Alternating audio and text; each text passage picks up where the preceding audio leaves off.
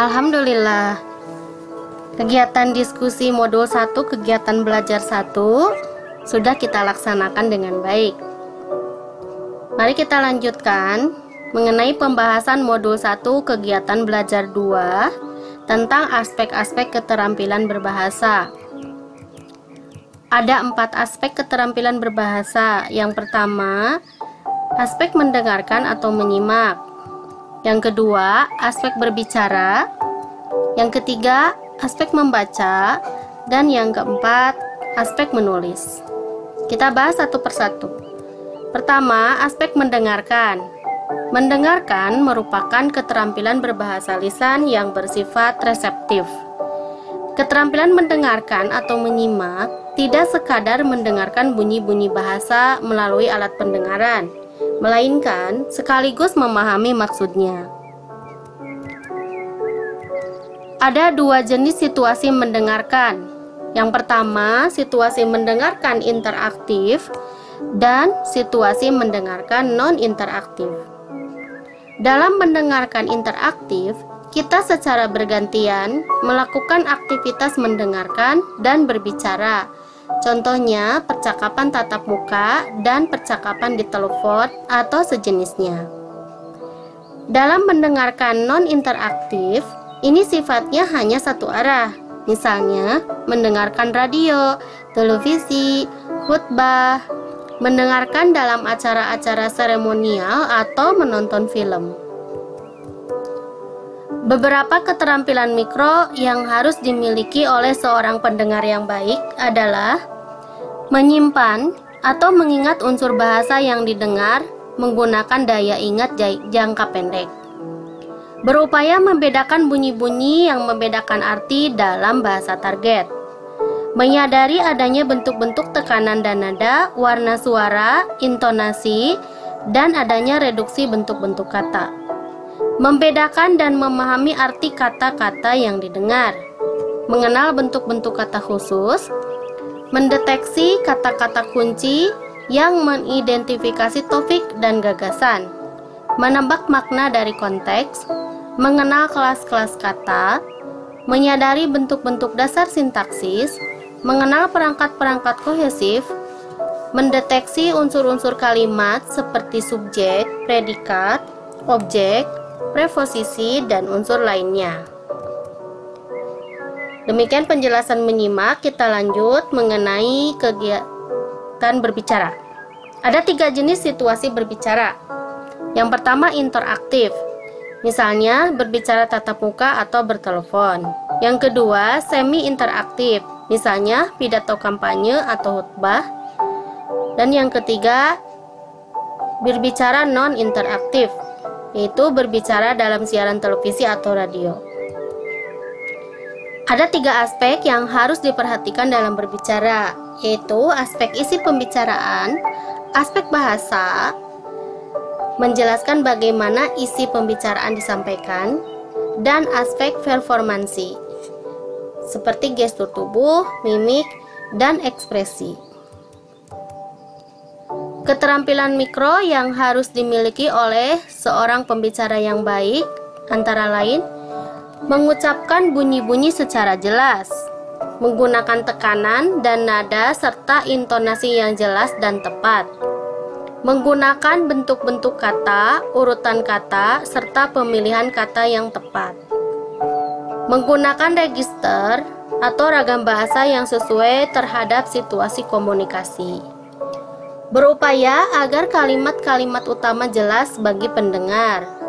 Berupaya mengemukakan ide-ide atau informasi tambahan guna menjelaskan ide-ide utama. Berupaya agar wacana berpautan secara selaras sehingga pendengar mudah mengikuti pembicaraan. Demikian penjelasan mengenai berbicara. Kita lanjut tentang membaca. Membaca tergolong ke dalam keterampilan yang bersifat aktif-reseptif. Ada 2 klasifikasi membaca. Yang pertama, membaca permulaan. Yang kedua, membaca lanjutan. Membaca permulaan ditandai dengan melek huruf. yaitu kemampuan mengenali lambang-lambang tulis dan dapat membunyikannya dengan benar. Membaca lanjutan ditandai dengan melek wacana. Misalnya, kemampuan memetik isi atau makna bacaan, pemahaman isi bacaan, bahkan disertai kecepatan membaca yang memadai.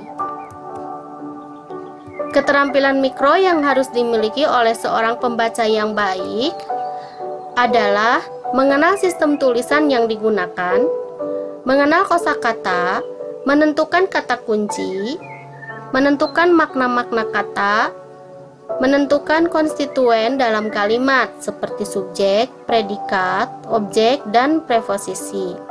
Mengenal kelas kata gramatikal seperti kata benda, kata sifat, dan yang lainnya. Mengenal bentuk-bentuk dasar sintaksis, merekonstruksi dan menyimpulkan situasi, tujuan, dan partisipan. Menggunakan perangkat kohesif leksikal dan gramatikal guna menarik kesimpulan. Menggunakan pengetahuan dan perangkat-perangkat kohesif leksikal, membedakan ide utama dari detail-detail yang disajikan, menggunakan strategi membaca berbeda terhadap tujuan yang berbeda. Demikian penjelasan mengenai membaca, mudah-mudahan dapat dipahami. Kita lanjut dengan penjelasan tentang menulis. Menulis merupakan keterampilan yang bersifat aktif produktif. Ada dua klasifikasi menulis. Yang pertama, menulis permulaan dan menulis lanjutan. Dalam menulis permulaan, kita sekadar melukis saja atau menyalin gambar atau lambang bunyi bahasa. Sementara dalam menulis lanjutan, harus ada aktivitas curah ide gagasan secara tertulis melalui bahasa tulis.